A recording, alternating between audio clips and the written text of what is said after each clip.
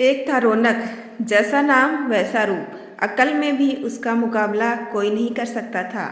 एक दिन उसने घर के बाहर बड़े बड़े अक्षरों में लिखा, यहाँ अक्ल बिकती है। उसका घर बीच बाजार में था। हर आने जाने वाला वहां से जरूर गुजरता था। हर कोई बोर्ड देखता, हंसता और आगे बढ़ जाता। रौनक को विश्वास था कि उसकी दुकान एक दिन जरूर चलेगी। एक दिन एक अमीर महाजन का बेटा वहां से गुजरा। दुकान देखकर उससे रहा नहीं गया। उसने अंदर जाकर रौनक से पूछा, यहाँ कैसी अकल मिलती है और उसकी कीमत क्या है। उसने कहा, यह इस बात पर निर्भर करता है कि तुम इस पर कितना पैसा खर्च कर सकते हो।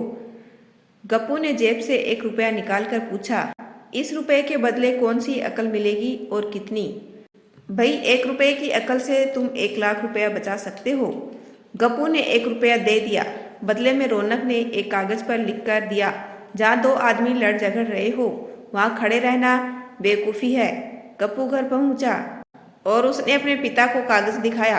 कंजूस पिता ने कागज पढ़ा तो वह गुस्से से आग बबूला हो गया। गप्पू को कोसते हुए वहाँ पहुँचा अकल की दुकान। कागज की पर्ची रौनक के सामने फेंकते हुए चिल्लाया, वह रुपया लौटा दो जो मेरे बेटे ने तुम्हें दिया था। रौनक ने कहा, ठीक है, लौटा देता हूँ, लेकिन शर्त यह है कि तुम्हारा बेटा मेरी सलाह पर कभी अमल नहीं करेगा। कंजूस महाजन के वादा करने पर रौनक ने 1 रुपया वापस कर दिया। उस नगर के राजा की 2 रानियां थीं। एक दिन राजा अपनी रानियों के साथ जौहरी बाजार से गुजरा। दोनों रानियों को हीरों का एक हार पसंद आ गया। दोनों ने सोचा, महल पहुंचकर अपनी दासी को भेजकर हार मंगवा लेंगी।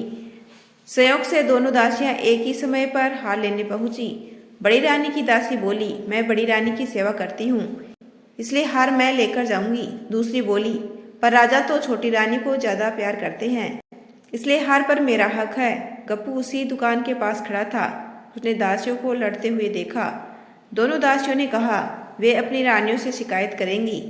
जब बिना फैसले के वे दोनों जा रही थी, तब उन्होंने गप्पू को देखा। वे बोली, यहाँ जो कुछ हुआ तुम उसके गवाह रहना।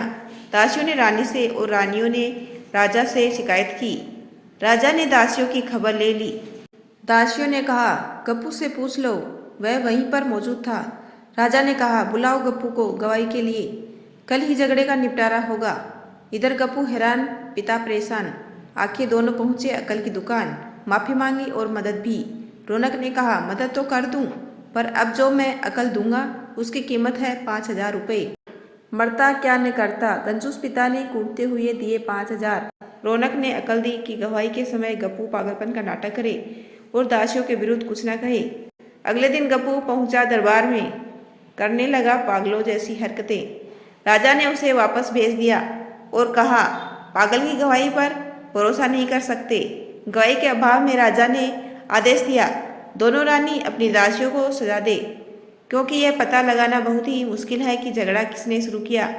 बड़ी रानी तो बड़ी खुश हुई, छोटी को बहुत गुस्सा आया।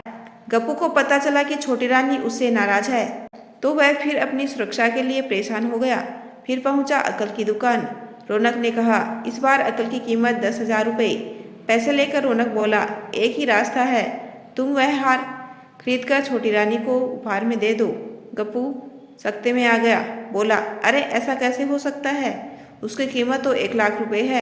रौनक बोला, कहा था ना उस दिन जब तुम पहली बार आए थे कि 1 रुपये की अकल से तुम 1 लाख रुपए बचा सकते हो।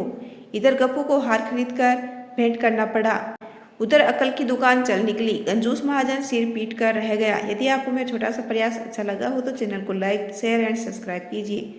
आपका अपना कीमती समय देने के लिए दिल से धन्यवाद।